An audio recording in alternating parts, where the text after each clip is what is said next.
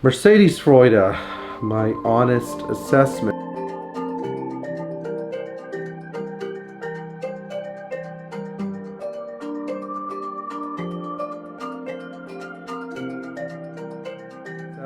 of the event.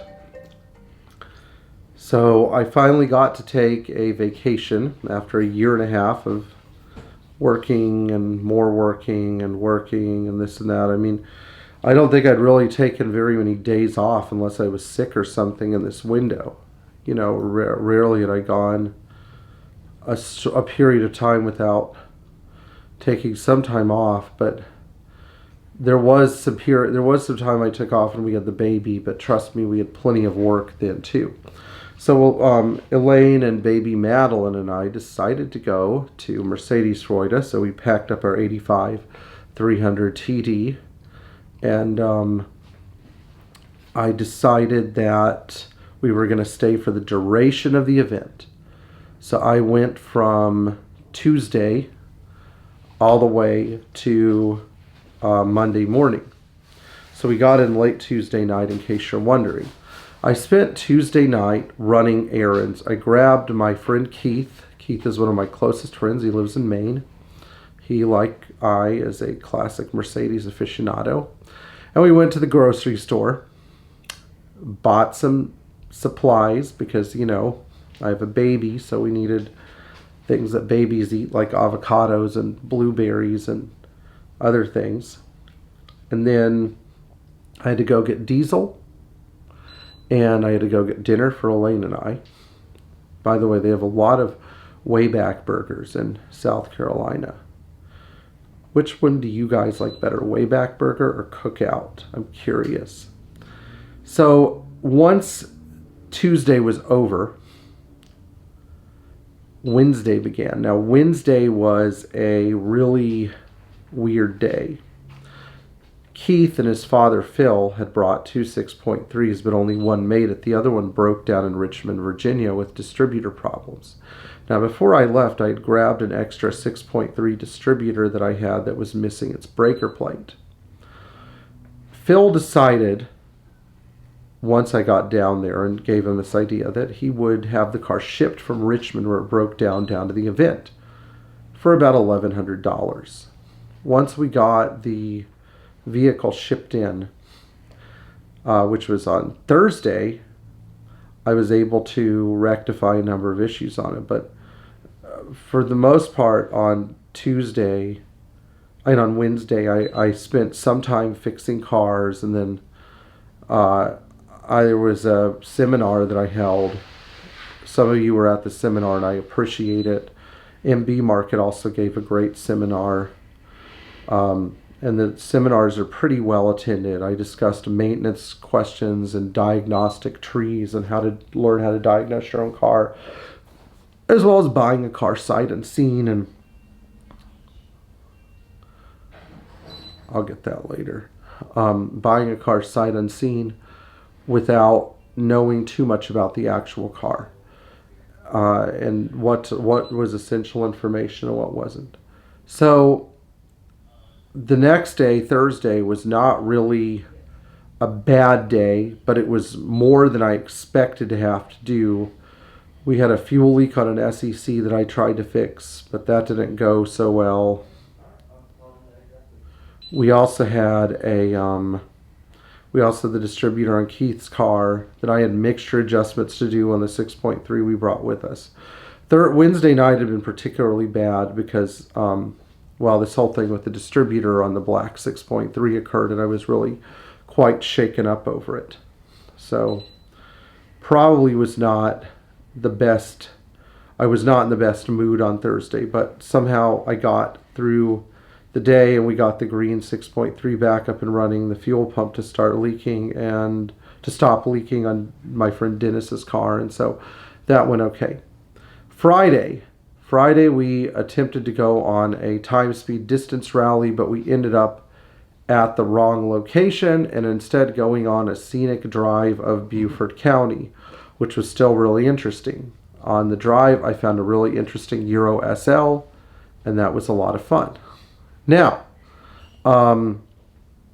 Saturday, we were supposed to have the main concourse. Legends of the Autobahn. But nothing happened on Saturday. Why did nothing happen Saturday? Well, a low pressure system came through Hilton Head and basically flooded the area. They were predicting 1 to 2 inches of rain. We got like 3.5 inches of rain. It's a lot of rain. It rained the whole day, and it was cold rain too. This is not nice warm rain at all.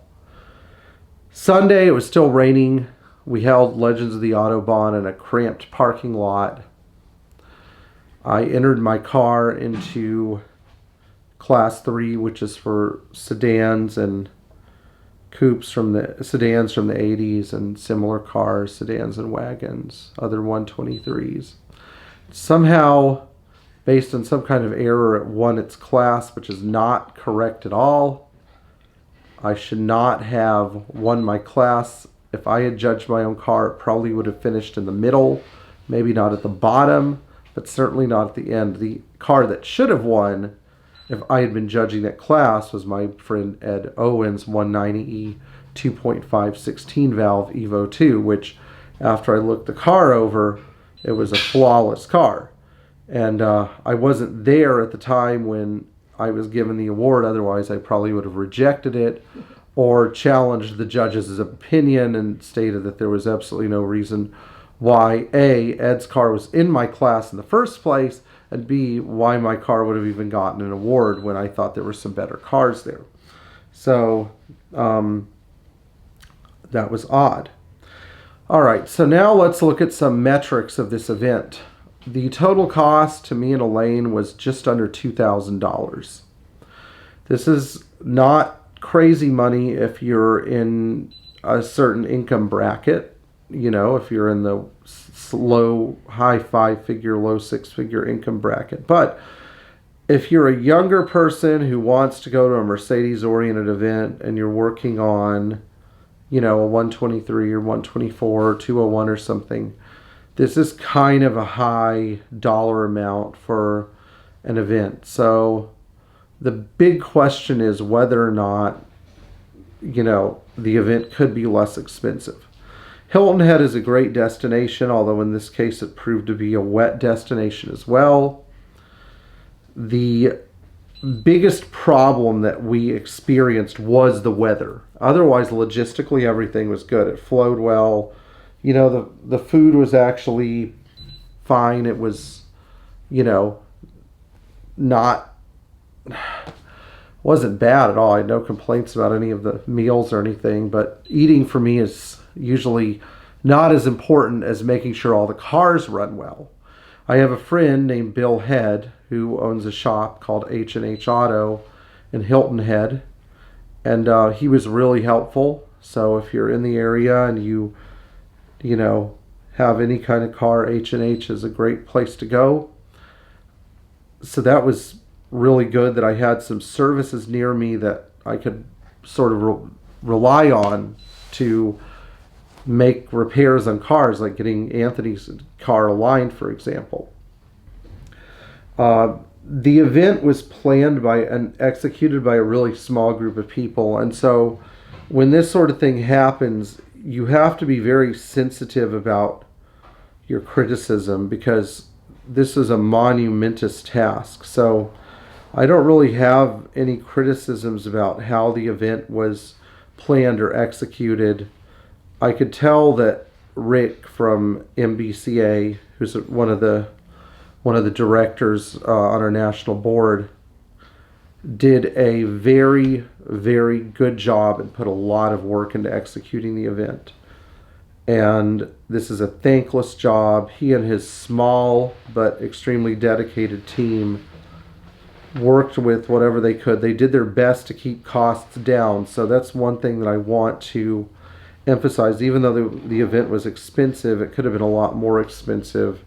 And personally, I would have been okay with it, you know, costing what it costs, because I got to enjoy my favorite cars with a lot of the people I know. But I can also understand that it may be cost prohibitive for some people, particularly if you want a younger demographic to show up. I would probably do this again. Maybe not in November, maybe in like September or October, because I prefer heat over cold. And I hope that they can have an event like this again. I know it may be resource prohibitive. Anyway, if you guys have more questions about the event, feel free to contact me and ask me for any details. And if you guys would be interested in going to an event in the future and caravanning, if you're from Florida, please let me know, because I think the caravan made the trip a lot better. So I'll see you guys next time, and enjoy the camaraderie that comes with owning a classic Mercedes. Very good.